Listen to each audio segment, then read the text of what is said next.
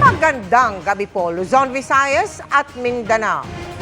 Nauwi sa barilan ang pagtugi sa itinuturong leader ng grupong nagbabagsak ng droga sa Angono sa Rizal. Bumunot umano ng baril at nagtangkang tumakas ang target ng makita ng mga operatiba. Pero sa huli, nasa kote siya ang kanyang asawa at 2 iba pa. Ang maaksyong pagtugis, tinutukan ni EJ Gomez, exclusive.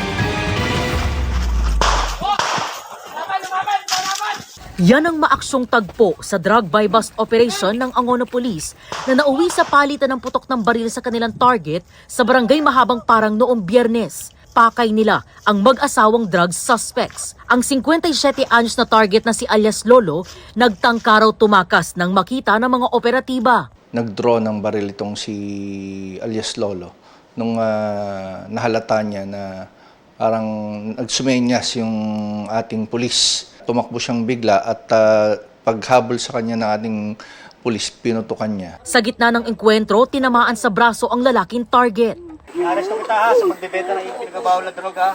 3 pakete ng hinihinalang shabu ang na-recover ng pulisya. Gayon din ang isang 38 caliber na baril na ginamit daw ng suspect. Kasunod na aresto ang 59 anyos na asawa ni alias Lolo na nahuli raw sa akto ng pulisya na nagbebenta ng droga sa 2 tao na mag-asawa rin. Nadakip din ang 2. Nakumpiska ang isa pang 38 caliber na baril mula sa isa pang suspect na si alias Kobe. Gayon din ang 2 pakete ng umano'y shabu. Base sa investigasyon, si alias Lolo ang leader umano ng grupong nagbabagsak ng iligal na droga sa lugar. Pero ayon sa suspect, walang katotohanan ang paratang. Itinanggi rin niya ang pamamaril.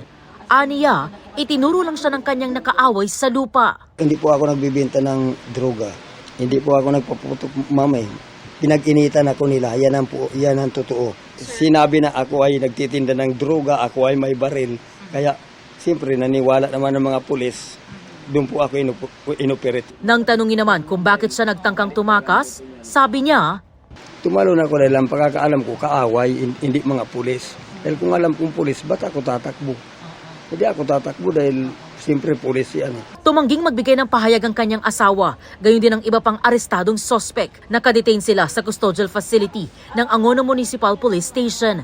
Maharap sila sa patong-patong na kasong paglabag sa Comprehensive Dangerous Drugs Act of 2002, illegal possession of firearms and ammunition, at paglabag sa Omnibus Election Code. Para sa GMA Integrated News, EJ Gomez, nakatutok, 24 oras.